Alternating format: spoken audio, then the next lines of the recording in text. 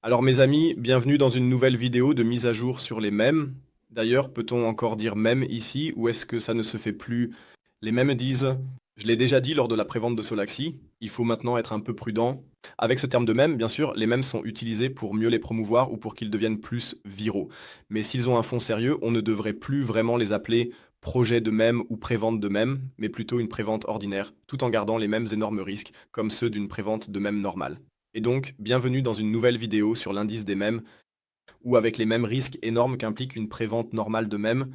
Et donc, bienvenue dans une nouvelle vidéo sur l'indice des mèmes. Actuellement, plus de 3 millions de dollars ont déjà été générés. C'est un peu moins que prévu, mais bon, nous avons maintenant vu, par exemple, avec Solaxi, cela s'est passé en quelques jours, que maintenant, il y a simplement 4, 5, 6 millions de dollars qui se sont ajoutés. Et cela peut aussi arriver plus vite qu'on ne le pense. Pour tous ceux qui veulent encore investir ici, le lien est en bas dans la description de la vidéo ou bien section des commentaires. Il est toujours très important de le rappeler, très risqué. Nous avons déjà généré 3 millions de dollars ici. Nous ne savons pas comment cela se passera un jour lors de la cotation. Est-ce que ce truc va vraiment atteindre des sphères comme Wall Street, PayPal, Unchained et des choses comme ça? C'est pourquoi dans de tels projets de mèmes, veuillez n'utiliser que cela, ce que vous êtes prêts à perdre, ou vous réalisez, d'accord, l'argent est parti, je n'en ai pas besoin pour vivre, ou autre chose. Et si votre portefeuille est définitivement prêt, c'est vraiment très très important pour moi de le dire, surtout quand on est à un stade aussi précoce. Et ici, on promet encore d'énormes primes de staking de 718%. Soyez prudents avec ça. Vous savez, je ne fais pas de staking ici, mais j'aime toujours le mentionner. C'est ce que vous avez comme possibilité de rendement. Bien sûr, calculé sur l'année, mais la prévente va de toute façon se terminer avant un an.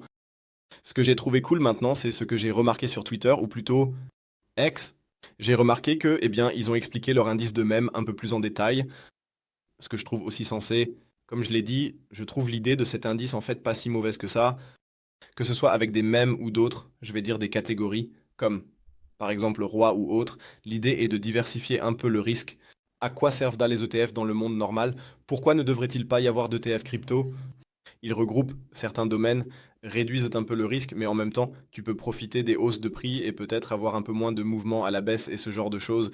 À mon avis, ça a vraiment du sens. Et ils ont en fait bien expliqué sur Twitter quels devraient être ces quatre indices que l'indice des mèmes met à disposition. Titane. Stable.